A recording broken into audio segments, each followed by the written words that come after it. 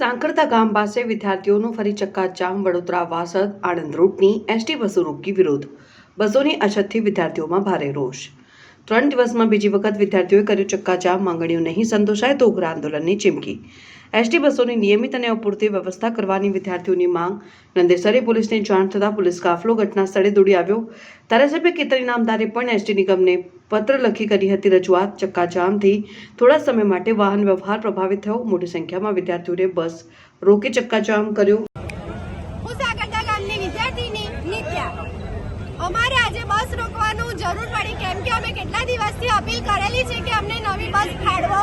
તે છતાંય અમને ખોટા આશ્વાસનો આપવામાં આવે છે ને અમારી રજૂઆતનું કંઈ નિરાકરણ આવતું નથી. રોજબરોજ અમારે શાળાએ પહોંચવામાં લેટ થાય છે, જેના કારણે કેટલાક લેક્ચરો પણ છૂટી જાય છે, તો પણ અમારું કંઈ નિરાકરણ આવતું નથી. રોજ અમે આવતા જતા બસમાં ઊભા રહીને જવું પડે છે. રોજ કેટલાક લોકોને વાગે છે.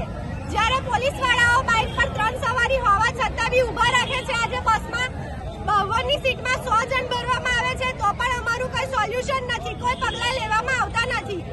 કંઈ થશે તો કોણ જવાબદાર રહેશે આના માટે? તમે અગાઉ કોઈ રજૂઆત કરી છે? અમે ધારાસભ્ય સુધી કેટલી બધી વાર અરજી કરી છે, કેટલી વાર રજૂઆત કરી છે, છતાંય અમારે કંઈ નિરાકરણ આજ સુધી આવ્યું નથી. તેના માટે થઈને આજે અમારે મોટું પગલું ભરવું પડ્યું અને આજે અમે એ પગલું ભર્યું છે કે અમે આજે એકે બસ વાસદથી જતી કે વડોદરાથી જતી, સાવલીથી જતી એક બી બસ આજે અમે જવા નહીં દઈએ જ્યાં સુધી અમારું નિરાકરણ નહીં આવે, નવી બસ ફાળવવામાં સાંકરતાથી નહીં આવે. તકલીફ શું પડશે? મુદ્દાની વાત શું છે?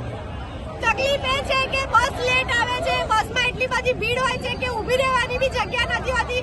ઊભા દરવાજા આગળ જવું પડે છે. રોજ કેટલાને વાગે છે.